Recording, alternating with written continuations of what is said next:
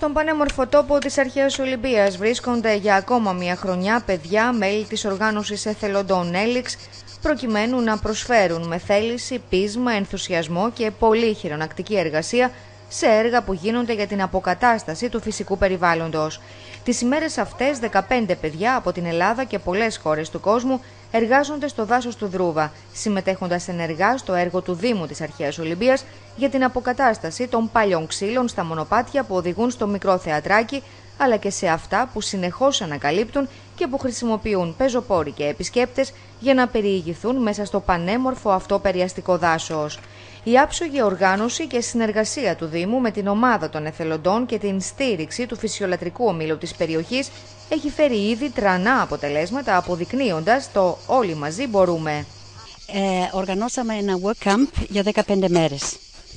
Τα παιδιά από όλα τα μέρη του κόσμου, πολλά κράτη του κόσμου, μένουν στο κοινοτικό κτίριο στο Φλόκα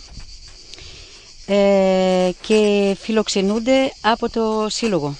Εργάζονται εδώ στο Άλσο, στο Δρούβα, μαζί με τον εργολάβο του Δήμου, για να ξαναφτιάξουν την είσοδο του μικρού θεάτρου και να ξαναφτιάξουν και τα πολλά μονοπάτια στο λόφο που είναι εγκαταλειμμένα εδώ και πολλά χρόνια. Ευτυχώς ο Δήμος προγραμμάτισε αυτή την εργολαβία, γιατί μόνοι μας δεν θα είχαμε ποτέ την δυνατότητα να το φτιάξουμε αυτό το έργο. Η φιλοξενία των παιδιών στηρίζεται στην χορηγία του ταξιδιωτικού γραφείου Στουδιόζος της Γερμανίας. Ευχαριστούμε πολύ το γραφείο, την Έλιξ που συνεργαζόμαστε πολλά χρόνια, τα παιδιά πρώτα απ' όλα και το Δήμο. Εδώ έχει προγραμματιστεί και έγινε η έναρξη ενός έργου που έχει εξασφαλιστεί μια μικρή πίστοση για την αντικατάσταση των παλιών σάπιων πλέον ξύλινων κορμών δέντρων που αποτελούσαν τα σκαλοπάτια, προσβάσεων του μικρού θεάτρου δάσους Δρούβα, το οποίο λειτουργεί πολλά χρόνια τώρα με πάρα πολύ ωραίες παραστάσεις, ίσως τις πιο ωραίες που έχουν γίνει, και με τη βοήθεια των εθελοντών, γιατί το συντονίσαμε επίτηδες ώστε να συνεργαστούμε, γιατί αυτό που γίνεται εδώ είναι μάλλον μια τρανή απόδειξη ότι όταν συνεργάζονται φορείς μεταξύ τους και πολλά χέρια φέρνουν αποτελέσματα πραγματικά πάρα πολύ ωραία, θεαματικά θα έλεγα, γιατί το έργο όπως αυτό θα διαμορφωθεί στο τέλος θα είναι ανάλογης διπλάσιας δαπάνης από αυτή που προγραμματίστηκε και θα δαπανηθεί εκ μέρους του Δήμου. Το χρωστάμε στα παιδιά πραγματικά, όπου ήρθανε με την καλύτερη διάθεση και με ένα ζευγάρι χέρια το καθένα κάνει πάρα πολύ ωραία πράγματα. Εξελίσσεται πάρα πολύ ωραία, καλύτερα από ό,τι περιμέναμε. Εμείς δεν κάνουμε άλλο από να φέρνουμε υλικά όλο και περισσότερα από όσα περιμέναμε αρχικά. Σε αυτό θα βοηθήσει και ο εργολάβος από τη μεριά του, κάνοντας και αυτός την υπέρβασή του και αξίζει τον κόπο, το βλέπει και ο ίδιος, γιατί αυτό που θα ολοκληρωθεί θα είναι ένα κόσμημα για την περιοχή.